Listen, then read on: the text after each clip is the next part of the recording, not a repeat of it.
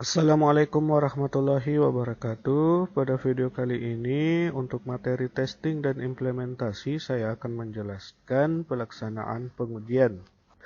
Jadi, strategi pengujian itu dilakukan untuk mengintegrasikan metode perancangan kasus pengujian software ke dalam langkah-langkah yang terencana. Jadi, nanti hasilnya akan menjadi konstruksi software yang sukses.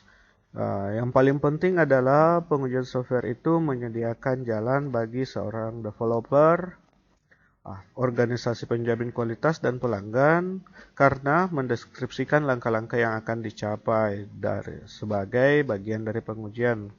Langkah-langkah ini direncanakan dan dijalankan sehingga dapat diketahui berapa banyak usaha, waktu, dan sumber daya yang diperlukan. Nah, karena itu strategi pengujian manapun harus menyertakan perencanaan pengujian, desain kasus, dan pelaksanaan pengujian, serta evaluasinya. Sasaran dari pengujian itu adalah mengurangi risiko yang terlihat dalam sistem komputer. Jadi, strategi pengujian juga harus mengacu pada risiko untuk memberikan proses yang dapat mengurangi risiko. Ada karakteristik umum yang ditemui dalam menentukan strategi pengujian. Yang pertama adalah testing itu dimulai pada level modul dan bekerja keluar ke arah integrasi pada sistem berbasis komputer. Jadi software biasanya itu akan lebih kompleks dan terdiri dari beberapa modul. Nah, kita akan menguji mulai dari modul-modul tersebut. Jangan langsung dari luar program utuhnya, tetapi setiap modulnya. Yang kedua, teknik testing yang berbeda sesuai dengan poin-poin yang berbeda pada waktunya. Jadi ada beberapa teknik testing yang dapat dilakukan. Ada yang bisa kita uji dengan white box, ada yang bisa diuji dengan black box. Kemudian testing diadakan oleh software developer dan untuk proyek yang besar oleh grup testing yang independen. Jadi biasanya testing ini dilakukan oleh orang-orang yang tidak punya kepentingan apapun di dalam software tersebut. Nah, testing kadang diadakan oleh software developer untuk menguji apakah benar tidak ada error yang mereka buat. Namun untuk yang lebih besar dibuatkan satu grup testing yang independen. Biasanya untuk perusahaan besar yang mau memproduksi software, mereka akan mengeluarkan versi uji coba untuk ditesting oleh pengguna atau calon pengguna. Nah, berdasarkan pendapat, kritik, dan saran dari pengguna tersebut, mereka akan memperbaiki software yang mereka buat. Kemudian yang keempat itu testing dan debugging adalah aktivitas yang beda, tetapi debugging harus diakomodasi pada setiap strategi testing. Jadi testing itu mencari errornya, debugging itu ada kesalahan yang mungkin baru akan terlihat pada saat software dijalankan. Namun, kesalahan tersebut harus betul-betul diakomodasi pada strategi yang kita lakukan saat melakukan testing software. Ada beberapa strategi pengujian. Yang pertama adalah pengujian unit program. Pengujian ini difokuskan pada unit terkecil dari suatu modul program. Nah, dilaksanakan dengan menggunakan driver dan stub. Driver itu program utama yang berfungsi mengirim atau menerima data kasus uji dan mencetak hasil dari modul yang diuji. Sedangkan stub adalah modul yang menggantikan modul subordinat dari modul yang diuji. Jadi driver ini fungsinya dia program juga, tapi tugasnya adalah mengirim contoh kasus yang mungkin akan di-testing. Biasanya kalau kita tidak memiliki program seperti ini, ya kita bisa melakukannya secara manual. Ya, kalau itu berupa inputan, kita akan mencoba melakukan inputan yang benar dan mencoba dengan inputan yang salah. Yang kedua, strategi berikutnya adalah pengujian integrasi. Pengujian ini terhadap unit-unit program yang saling berhubung dengan fokus pada masalah interface atau tampilan ya. Dapat dilaksanakan secara top down atau bottom up integration. Ya, kalau top down berarti dari tampilan utama menuju ke tampilan setiap modul-modulnya, unit-unit programnya, atau mulai dari tampilan unit-unit programnya, modul-modulnya, naik sampai ke tampilan utamanya. Jadi pengujian integrasi ini berfokus pada interface ya, tampilan. kadang ada program yang sebenarnya sudah bagus, tapi begitu mengklik salah satu tombol atau mengeksekusi salah satu programnya, terjadi error pada tampilannya. Entah itu tombol tidak tampil, ada teks yang tidak muncul, gambar tidak bisa ditampilkan, itu adalah yang diuji dengan pengujian integrasi. Yang ketiga, pengujian validasi. Pengujian ini dimulai jika pada tahap integrasi tidak ditemukan kesalahan. Jadi, kalau tidak ada kesalahan di pengujian yang kedua, pengujian integrasi, maka pengujian validasi dikatakan sukses jika perangkat lunak itu berfungsi pada cara yang diharapkan oleh pemakai. Jadi ini adalah pengujian fungsi, apakah sudah benar berfungsi sesuai dengan fungsinya. Kalau di situ ada hitung-hitungan, di program itu ada hitung-hitungan, apakah betul hasil hitungnya benar kalau kita bandingkan dengan hitungan manual. Yang keempat, pengujian sistem. Pengujian yang dilakukan sepenuhnya berbasis komputer. Jadi pengujiannya itu ada recovery testing. Pengujian dilakukan di mana sistem diusahakan untuk gagal, kemudian diuji kenormalannya. Jadi kalau kita melakukan pengujian terhadap suatu software, kita tidak menguji dengan cara yang benar, tapi mencoba menggunakan sistem dengan cara yang salah. Jadi kita ingin tahu apakah sistem ini merespon kesalahan kita atau justru tetap melanjutkan program walaupun kita melakukan kesalahan di dalam penggunaan software tersebut. Yang kedua adalah security testing, dilakukan untuk menguji mekanisme proteksi. Nah, ini sering dilakukan kalau aplikasi yang kita buat atau software yang kita buat itu berbasis jaringan atau berbasis web. Stress testing, pengujian dirancang untuk menghadapkan suatu perangkat kepada situasi yang tidak normal. Nah, ini sering terjadi pada aplikasi yang berbasis web, terutama yang banyak diakses oleh pengguna. Jadi, aplikasi Android atau aplikasi-aplikasi apapun yang menangani banyak pengguna atau banyak permintaan. Jadi, stress testing ini caranya adalah memberikan perintah yang banyak kepada komputer tersebut atau kepada software tersebut dan melihat apakah software tersebut bisa merespon atau tidak atau malah terjadi error di dalamnya. Kemudian performance testing dilakukan untuk mengetahui kinerja dari sistem. Jadi secepat apa kinerjanya itu akan diukur. Biasanya akan dihadapkan pada suatu permasalahan pengiriman data atau permintaan menampilkan data, itu akan diuji seberapa cepat data ini terkirim ke server atau seberapa cepat data ini ditampilkan oleh sistem. Kemudian ada hal-hal yang harus diujikan selama pengujian. Yang pertama adalah antarmuka modul. Jadi interface-nya, tampilan dari program tersebut untuk memastikan bahwa informasi itu berasal dari dan keluar dari modul yang diuji mengalir dengan benar. Jadi apa yang kita inputkan bisa disimpan dan apa yang sudah kita inputkan bisa ditampilkan dengan benar. Yang kedua adalah struktur data lokal. Struktur data lokal ini yang pertama kita harus memastikan bahwa data yang disimpan sementara terjaga integrasinya selama eksekusi perintah dalam modul. Jadi data kadang tidak disimpan langsung permanen ke dalam memori, tetapi kadang tersimpan sementara untuk mendapatkan proses-proses selanjutnya. Data ini harus dipastikan tidak ada yang mengganggu atau tidak ada yang mengubah. Kemudian yang kedua, mencari kesalahan dalam bentuk penggunaan tipe data yang tidak tepat. Jadi yang seharusnya mungkin diberi tipe data integer, ternyata diberi tipe data real atau tipe data string, itu harus diperiksa dengan baik. Nah, caranya adalah mencoba melakukan inputan. Jadi kalau tipe datanya harusnya integer, kita akan menginputnya bukan dengan bilangan bulat, tapi kita coba dengan huruf atau kita coba dengan pecahan. Nah, kalau dia bisa menerima berarti ada kesalahan penggunaan tipe data. B. Inisialisasi yang salah atau nilai pasti, nilai default yang salah. Nah, inisialisasi ini kadang suatu program itu ada di dalamnya repeating atau perulangan. Nilai awalnya seharusnya kan dimulai dari 0, ya. Kadang dia melakukan perulangan, ternyata tidak mulai dari nol, tapi hitungannya mungkin mulai dari 1, dari 2. Itu harus diperiksa dengan baik, terutama pada saat program ini atau aplikasi ini sudah digunakan berulang kali. Kemudian nama pengubah yang salah. Jadi ada nama variabel yang salah. Variabel ini yang menyebabkan apa yang kita inputkan disimpan di tempat lain, atau kadang juga apa yang seharusnya tampil berbeda dengan yang ditampilkan.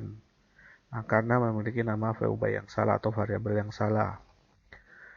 Kemudian underflow, overflow, dan addressing exception ini semua harus dipastikan apakah arus datanya sudah benar, pengalamatan datanya sudah benar, ya, data yang harus ditampilkan atau data yang harus disimpan itu berada pada jalur yang benar. Kemudian yang harus diuji yang ketiga adalah kondisi batas. Dari kondisi batas ini memastikan bahwa modul beroperasi dengan benar pada batas-batas proses yang ditentukan. Jadi karena tujuan testing itu salah satunya adalah mengetahui batasan sistem, maka kita juga harus menguji sampai mana batas sistemnya kita. Batas sistem ini bisa berarti pada saat kita menginput berapa karakter yang mampu diinput, pada saat menyimpan data ada berapa data yang bisa disimpan, pada saat menampilkan ada berapa data yang bisa ditampilkan. Itu harus kita ketahui. Termasuk aplikasi ini bisa berjalan di sistem operasi apa, di sistem komputer yang seperti apa, itu harus diketahui batasannya. Yang keempat yang harus diuji adalah jalur-jalur bebas untuk memastikan bahwa semua kemungkinan jalur kontrol yang mungkin dieksekusi dengan benar paling tidak satu kali, ya. Jadi jalur-jalur ini diuji, ya, terutama pakai white box, ya, pakai teknik white box untuk menguji. Kita harus menguji jalur eksekusi minimal satu kali. Kemudian mencari kesalahan yang bentuknya itu bisa berupa perhitungan atau pemrosesan yang salah. Kalau ini kan bisa kita cek langsung diinputkan apakah betul hasilnya sama yang sesuai dengan hitungan manual atau tidak. Kemudian perbandingan yang salah, ya, logika. Kemudian jalur kontrol yang tidak tepat. Di sini kadang ada logika yang mungkin membuat dia salah jalur mengambil keputusan, ya. Kemudian yang harus diuji lagi adalah jalur-jalur penanganan kesalahan. Yang pertama itu adalah perencanaan perangkat lunak yang baik, menuntut agar kondisi yang salah itu dapat diantisipasi dan mempunyai penanganan kesalahan agar pemeriksaan dapat berhenti dengan bersih atau anti-bugging. Yang kedua adalah mencari kesalahan dalam bentuk satu jenis kesalahan itu yang tidak dapat dipahami. Jadi kadang ada kesalahan atau error yang muncul di komputer dan kita tidak paham errornya ada di mana. Kemudian pemberitahuan kesalahan tidak sesuai dengan kesalahan yang dialami. Ini kadang juga terjadi. Kadang dikatakan error pada bagian tertentu, ternyata kesalahan bukan pada bagian itu. Jadi yang biasa terjadi adalah error pada saat menampilkan, padahal kesalahan itu bukan kesalahan pada saat menampilkan, tetapi pada saat penginputan. Ada data yang salah, tapi tersimpan, kemudian mau ditampilkan, tipe data yang digunakan tidak sesuai, makanya tidak bisa ditampilkan pada saat memberi perintah atau instruksi menampilkan. Yang ketiga, kondisi kesalahan menyebabkan intervensi sistem sebelum penanganan kesalahan dilakukan. Jadi kadang tiba-tiba minta not responding dan minta di end, ya, ditutup. Kemudian penanganan kesalahan tidak benar. Jadi cara menangani atau menampilkan pesan error ini tidak benar. Kita tidak tahu apa yang sebenarnya terjadi. Jenis kesalahan tidak memberikan informasi yang cukup untuk mencari sumber kesalahan, ya. Jadi biasanya kalau kita bikin program, pesan error yang kita berikan itu bukan hanya sekedar data tidak ditemukan, username salah, password salah. Kadang juga ada error yang harus ditampilkan pada bagian mana kesalahannya, supaya kita bisa perbaiki. Kemudian ada langkah-langkah pengujian. Langkah pengujian ini ada beberapa hal yang harus diperhatikan. Yang pertama adalah menspesifikasikan kebutuhan atau requirement produk dalam bentuk yang dapat diukur jauh sebelum pengujian dimulai. Jadi kita harus membuat perencanaan ya, apa-apa kebutuhan dari program, kemudian apa-apa yang kita mau uji. Menyatakan tujuan pengujian secara eksplisit. Jadi kita harus tahu tujuan pengujiannya ini apa. Memang mencari error, tapi error di bagian mana? Mencari batasan sistem, batasannya di bagian mana? Kita harus detailkan. Yang ketiga, memahami pengguna perangkat lunak dan membuat profil dari tiap kategori pengguna. Jadi setiap perangkat lunak ini pasti memiliki pengguna, maka dari itu kita harus tahu seperti apa penggunanya, apakah dia memang mahir komputer, memang orang komputer, atau sekedar orang staf biasa yang tahu pakai komputer. Itu harus kita tahu supaya kita bisa menguji sesuai dengan keadaan pengguna aplikasi tersebut. Yang keempat adalah membuat rencana pengujian yang menekankan pada rapid cycle testing. Jadi kita bikin rencana pengujian yang intinya itu pengujian itu bisa dilakukan berulang-ulang. Jadi setiap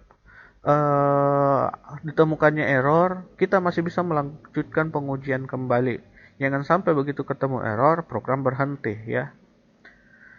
Kemudian membuat perangkat lunak rebus yang dapat menguji dirinya sendiri. Nah ini yang mungkin agak sulit. Jadi kita harus membuat program yang semacam robot untuk melakukan pengujian terhadap satu program.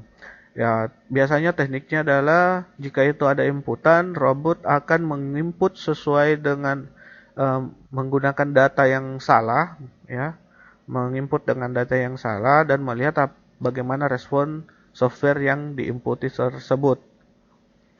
Kemudian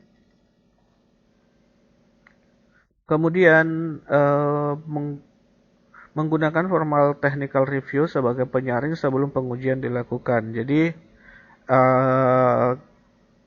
sebelum kita lakukan pengujian, terkadang kita harus mereview kembali ya. Jadi harus memeriksa kembali segala kebutuhan yang akan kita lakukan atau yang akan kita uji di dalam program tersebut.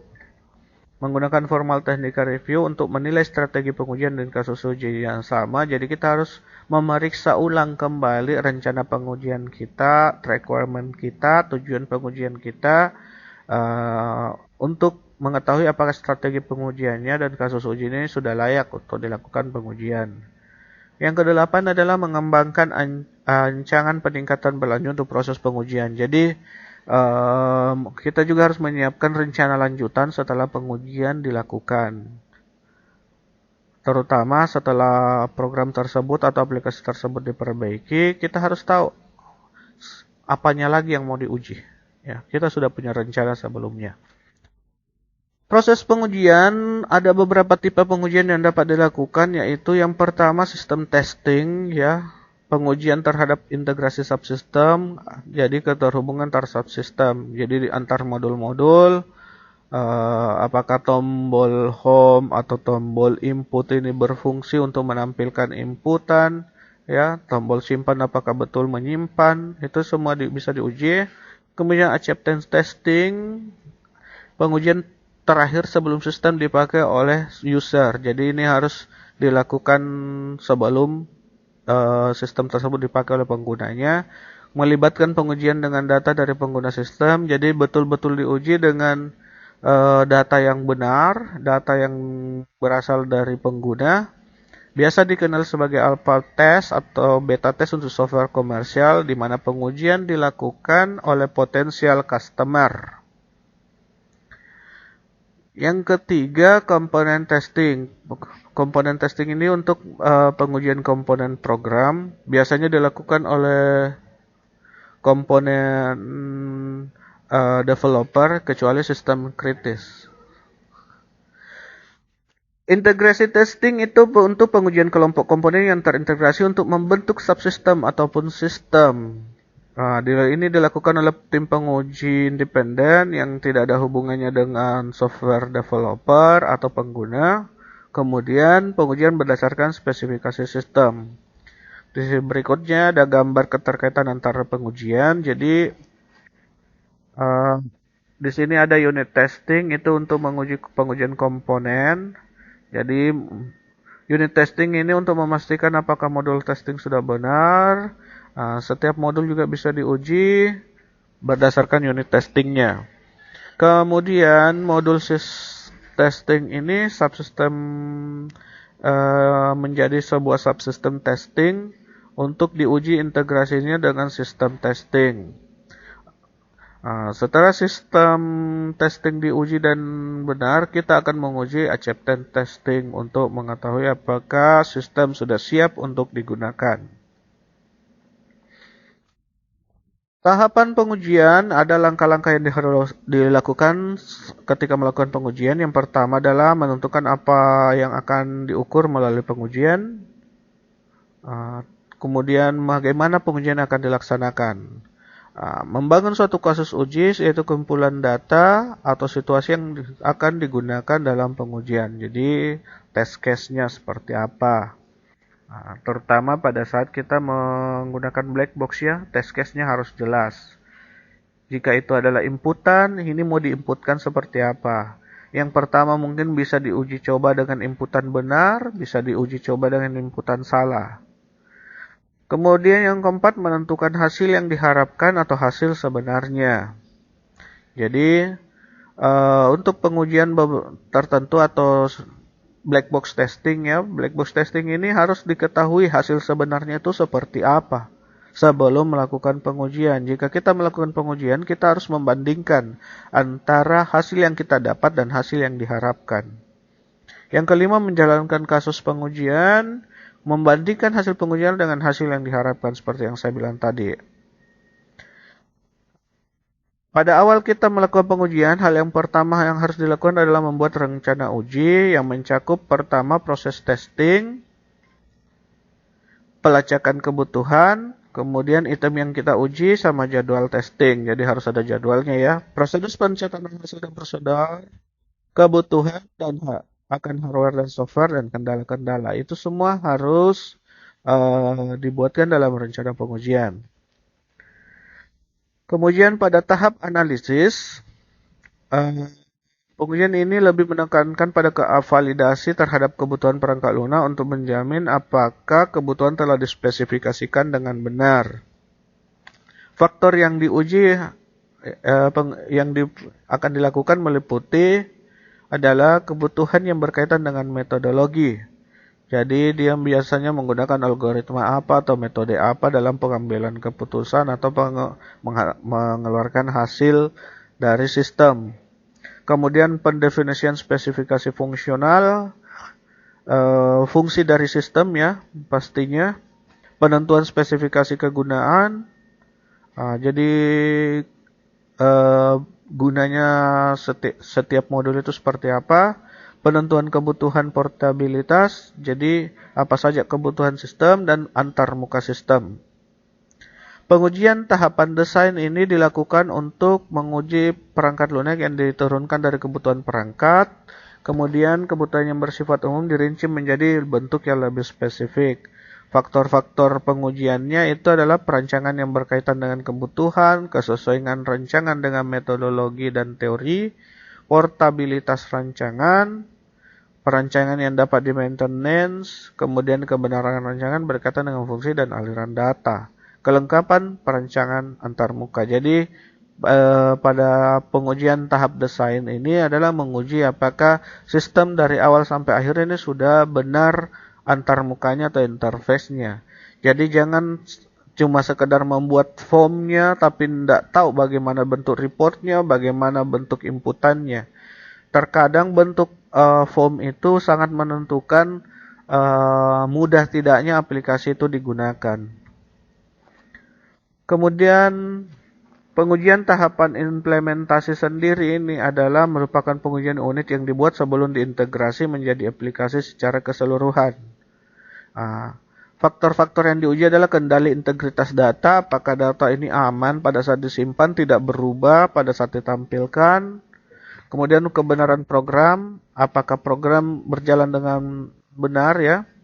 Kemudian kemudahan pemakaian, ya ini sangat penting karena pengguna kadang mencari yang lebih mudah digunakan. Ya. Kemudian sifat coupling, sistem ini bisa digunakan lebih dari satu orang ya. Pengembangan prosedur operasi, jadi dan aplikasi atau sistem ini bisa dikembangkan atau tidak. Pengujian tahapan pengujian, jadi pengujian juga bisa diuji ya. Pada tahapan ini menilai apakah spesifikasi program telah ditulis menjadi instruksi yang dapat dijalankan pada mesin komputer. Selain itu, juga untuk menilai apakah instruksi yang ditulis tersebut telah sesuai dengan spesifikasi program. Faktor yang diuji adalah pengujian fungsional, tentunya dukungan manual dan kemudahan operasi. Nah, itu adalah materi tentang pelaksanaan pengujian pada testing dan implementasi sistem. Tetap baca materinya dan sampai ketemu pada video yang selanjutnya.